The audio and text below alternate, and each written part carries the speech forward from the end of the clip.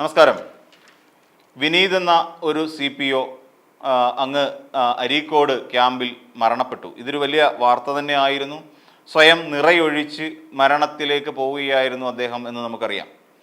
കാരണം ജോലി സമ്മർദ്ദം, ഉദ്യോഗസ്ഥ അല്ലെങ്കിൽ മേലുദ്യോഗസ്ഥന്മാരുടെ കൊടിയ പീഡനം, ശാരീരിക ക്ഷമതാ പരീക്ഷയിൽ ഓട്ടമത്സരത്തിൽ പരാജയപ്പെടുന്നു. അതിനുശേഷം അദ്ദേഹത്തിന് കിട്ടിയ അതിക്രൂരമായ ശിക്ഷാവിധികൾ, ഇതിലെല്ലാം മനം മടുത്തിട്ടാണ് ആ മനുഷ്യൻ ഈ പറയുന്ന നവീൻ പറയുന്ന വിനീത് എന്ന് പറയുന്ന പയ്യൻ ഇവിടെ നിന്ന് മരിച്ചത് എന്ന് നമുക്കറിയാം. ഇവിടെ സ്വയം നിറയൊഴിച്ച് സ്വയം വെടിയുതിർത്തുകൊണ്ട് അദ്ദേഹം മരണപ്പെട്ടു എന്നാണ് നമുക്കറിയാൻ കഴിയുന്നത്. എന്തുകൊണ്ട് സംഭവിച്ചു? ഇത് നമുക്കറിയാം. ഏകദേശം 90-ലധികം ആളുകളാണ് ഇക്കഴിഞ്ഞ 10 വർഷത്തിനിടയിൽ പോലീസ് സേനയിൽ മരണപ്പെട്ടതെന്ന് നമുക്കറിയാം. മേലുദ്യോഗസ്ഥരുടെ പീഡനം, മാനസിക സംഘർഷം, അതുമാത്രമല്ല കഴിഞ്ഞ 45 ദിവസമായി ഈ പറയുന്ന വിനീതിന് ലീവ് അനുവദിച്ചു കൊടുത്തിരുന്നില്ല. 3 മാസം ഗർഭിണിയായ സ്വന്തം ഭാര്യയെ ഒരു നോക്ക് കാണാൻ പോലുമുള്ള, അവിടെ പോയി കാണാനുള്ള ഒരു സാവകാശം പോലും ഈ മേലുദ്യോഗസ്ഥരെന്ന് പറയുന്നവർ ചെയ്തു കൊടുത്തിട്ടില്ല. ഇവരെ കാട്ടാളന്മാരെന്നോ നീചന്മാരെന്നോ ഒക്കെ നമുക്ക് വിളിക്കേണ്ടി വരും ഈ മേലുദ്യോഗസ്ഥരെ.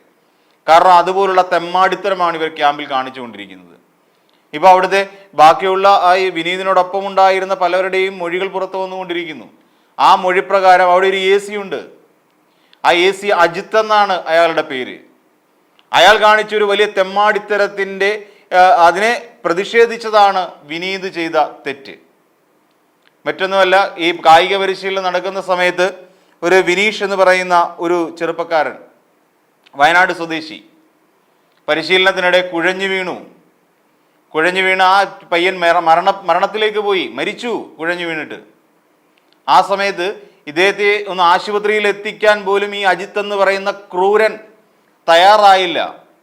ആ പയ്യൻ വീണ് കഴിഞ്ഞപ്പോൾ അതിനെ ഒന്ന് സഹായിക്കാൻ പോലും അടുത്തേക്ക് ഓടിച്ചെന്ന സുഹൃത്തുക്കളെ പിടിച്ച് പുറത്താക്കി. തൊട്ടുപോകരുതെന്ന് പറഞ്ഞു. ഇമാതിരി അഹമ്മദി, മനുഷ്യത്വമില്ലായ്മ, നീചത്വം, ഇതൊക്കെയാണോ ഒരു മേലുദ്യോഗസ്ഥൻ എന്നുള്ള നിലയിൽ പുലർത്തേണ്ടത്? ഒരിക്കലുമല്ല. ആ മനുഷ്യൻ കുഴഞ്ഞു വീണ് മരിക്കാൻ പോകുന്ന ഒരു ചെറുപ്പക്കാരനോട് കൊടുക്കേണ്ട മിനിമം നീതിയെങ്കിലും കൊടുക്കാൻ എന്തുകൊണ്ട് ഇവർക്ക് കഴിയാതെ പോയി? ഈ അജിത്ത് എന്ന് പറയുന്ന കണ്ണില്ലാത്ത അവനോട് അല്ലെങ്കിൽ അയാൾക്ക് എങ്ങനെ തോന്നി എന്നുള്ളതാണ്. ഒരു മനുഷ്യൻ കുഴഞ്ഞു വീണ് മരിക്കുമ്പോൾ അതിനെ ചോദ്യം ചെയ്തു. വിനീത് തൻ്റെ ഇടമുള്ള ആൺകുട്ടിയായിരുന്നു. അയാളത് ചോദ്യം ചെയ്തു. ഇമാതിരി തോന്നിവാസം കാണിക്കരുത് എന്നുള്ള തരത്തിൽ പ്രതിഷേധിച്ചു. ആ പ്രതിഷേധിച്ചപ്പോൾ മുതൽ വിനീത് ഈ അജിത്തിൻ്റെ മുമ്പിൽ ഒരു വലിയ ശത്രുവായി മാറി.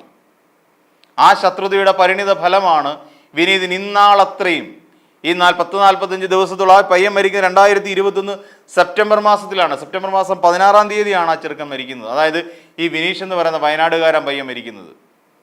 അന്ന് മുതൽ ഇന്നോളം, അതായത് വിനീത് മരണത്തിലേക്ക് എത്തുന്ന വരെയുള്ള കാലഘട്ടങ്ങളിൽ എങ്ങനെയൊക്കെ ബുദ്ധിമുട്ടിക്കാമോ ആ രീതിയിലെല്ലാം ഈ വിനീതിനെ ബുദ്ധിമുട്ടിച്ചുകൊണ്ടിരിക്കുന്ന ഒരാളായിരുന്നു സത്യത്തിൽ ഈ പറയുന്ന അജിത്ത്, AC അജിത്ത്.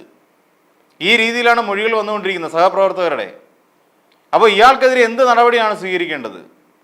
ആത്മഹത്യാ പ്രേരണ കുറ്റമല്ല, ശരിക്കും കൊലപാതക കുറ്റം തന്നെ ഇയാൾക്കെതിരെ ആരോപിക്കണം. വകുപ്പുതല നടപടിയല്ല വേണ്ടത്. പ്രോസിക്യൂട്ട് ചെയ്യണം. കൃത്യമായ തെളിവുകളുണ്ട്, അവിടെ സാക്ഷി മൊഴികളുണ്ട്. നാളെ മൊഴികൾ മാറ്റുമോ ഇല്ലയോ നമുക്കറിയാൻ കഴിയില്ല. കാര്യം അത്രത്തോളം പവർഫുൾ ആയിരിക്കുമല്ലോ ഇത്തരത്തിലുള്ള മേലുദ്യോഗസ്ഥന്മാർ. അങ്ങനെ ആ രീതിയിൽ പ്രോസിക്യൂട്ട് ചെയ്യണം. പ്രോസിക്യൂട്ട് ചെയ്തിട്ട് കൃത്യമായി വിചാരണ നടത്തി ഈ കൊലക്കുറ്റത്തിന് തന്നെ ഇയാൾക്കെതിരെ കേസെടുക്കണം. അതാണ് വേണ്ടത്. ഒരു കുടുംബത്തിൻ്റെ ഒരു 35 വയസ്സ് മാത്രം പ്രായമുള്ള ഒരു ചെറുപ്പക്കാരനെ ഭാര്യ 3 മാസം ഗർഭിണിയായിരിക്കുകയാണ്. ആ സാഹചര്യത്തിൽ എന്തോരം സ്വപ്നങ്ങളോടുകൂടിയായിരിക്കും ആ വിനീത് എന്ന് പറയുന്ന ചെറുപ്പക്കാരൻ ജീവിച്ചിട്ടുണ്ടാവുക, ഈ സേനയിൽ ചേർന്നിട്ടുണ്ടാവുക. ഇതുപോലും മനസ്സിലാക്കാതെ ഇത്ര കൊടിയ പീഡനം നടത്തി ആ ചെറുപ്പക്കാരനെ ആത്മഹത്യയിലേക്ക് തള്ളിവിടുകയാണ് ചെയ്തത്. PP ദിവ്യയുടെയൊക്കെ അവസ്ഥ വെച്ച് നോക്കുകയാണെങ്കിൽ ഇത് അത്രത്തോളമൊക്കെ എത്തുന്ന ഒരു സംഭവമാണ്. മാനസികമായ പീഡനം, തകർക്കൽ. അപ്പോൾ ഈ പറയുന്ന കീഴുദ്യോഗസ്ഥന്മാർ ഏതെങ്കിലും അവർക്ക് ഇഷ്ടപ്പെടാത്തൊരു കാര്യത്തിൽ പ്രതിഷേധിച്ചാൽ അല്ലെങ്കിൽ തങ്ങളുടെ എതിർപ്പ് അറിയിച്ചാൽ അവരെ ഇല്ലായ്മ ചെയ്യുന്ന തരത്തിലുള്ള മേലുദ്യോഗസ്ഥന്മാരുടെ നാടായി ഈ പോലീസ് സേന മാറിക്കഴിഞ്ഞിരിക്കുന്നു. അതിൻ്റെ ഒടുവിലത്തെ ഉദാഹരണമാണ് സത്യത്തിൽ നമ്മൾ ഈ കാണുന്നത്. ഇങ്ങനെയൊക്കെയാണോ പ്രവർത്തിക്കേണ്ടത്? ഇങ്ങനെയൊക്കെയാണോ സഹപ്രവർത്തകരോട് പെരുമാറേണ്ടത്? ശരിക്കും നല്ല നടപ്പ് പഠിപ്പിക്കേണ്ടത് സർക്കാരാണ്, ആഭ്യന്തര വകുപ്പാണ്. ആഭ്യന്തര വകുപ്പ് എന്തെങ്കിലും ഒരു കാര്യം ഇക്കാര്യത്തിൽ ചെയ്തിട്ടുണ്ടോ?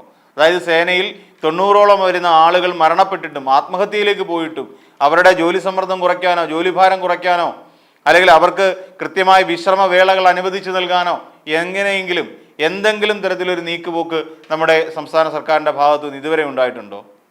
ഇടയ്ക്കൊരു ഇത് വെച്ചു, 6000-ലധികം ആൾക്കാരാണ് ഒരു കൗൺസിലിങ്ങിന് പങ്കെടുത്തത്. 6000-ലധികം ഉദ്യോഗസ്ഥർ. ചിന്തിച്ചു നോക്കൂ, സേനയിൽ എത്രത്തോളം ആളുകൾ ഈ രീതിയിൽ കഷ്ടപ്പെട്ട് ബുദ്ധിമുട്ടി പണിയെടുക്കുന്നുണ്ട് എന്നുള്ള കാര്യം.